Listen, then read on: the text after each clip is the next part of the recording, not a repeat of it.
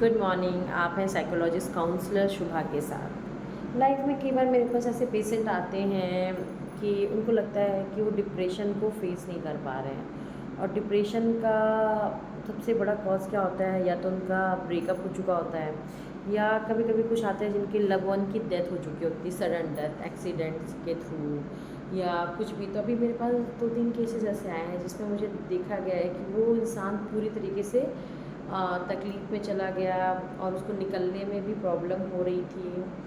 कुछ लोगों को ये लगा कि मुझे मुझे अपनी जॉब ही छोड़ देनी चाहिए।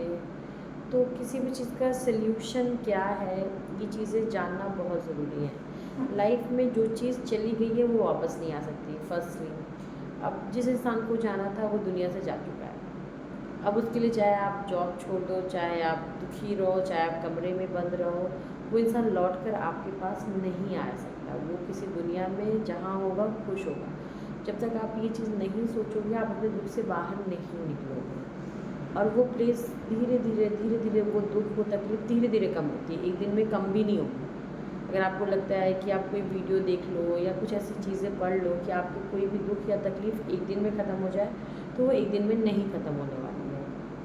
अब रहा किसी से ब्रेकअप हो जाने का दुख, कि भैया हम किसी को 5 साल से जानते थे, 10 साल से जानते थे और हमें उससे बहुत प्यार था, हमारा रिश्ता ख़त्म हो गया है। तो अब आप कितने दिन कमरे में अपने आप को बंद कर सकते हो? 2 दिन, 4 दिन, 10 दिन। उसके बाद तो आपको कमरे से बाहर निकलना पड़ेगा।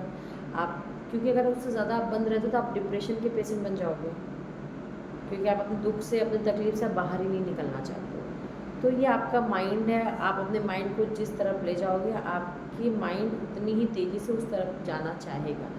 आप उसको दुख की तरफ ले जाओगे, आप दुख वाले गाने सुनोगे, आप दुख वाली चीज़ें देखोगे, तो आपका माइंड और भी दुखी होगा।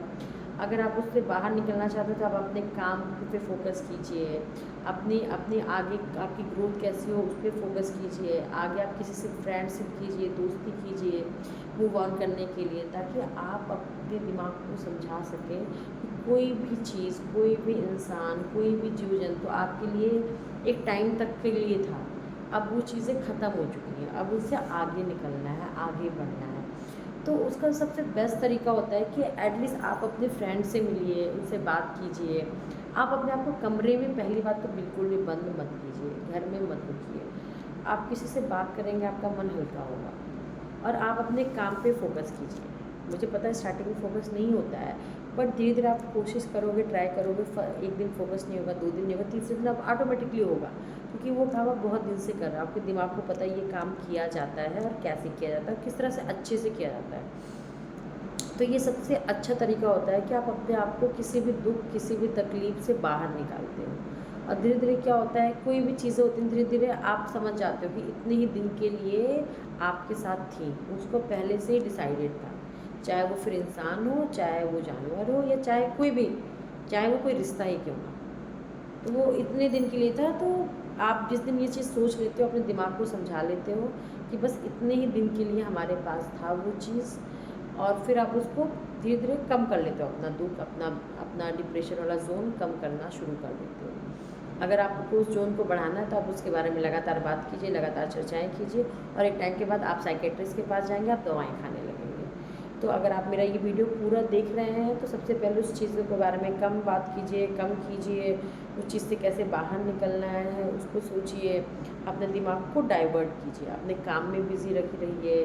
हर बहुत सी चीज़ें होती हैं जिसमें आप अपने आप को बिज़ी कर सकते हो, और बाकी तो चीज़ें हैं, वो चीज़ें उतने दिन के लिए हमारे पास थी। और थैंक यू सो मच, आपने मेरा पूरा वीडियो देखा। और अगर आपको मेरा वीडियो अच्छा लगा हो तो थम्स अप ज़रूर दीजिएगा, और चैनल में फ़र्स्ट टाइम आए हैं तो चैनल को लाइक करना मत भूलिएगा और सब्सक्राइब करना मत भूलिएगा। Thank you so much, bye bye.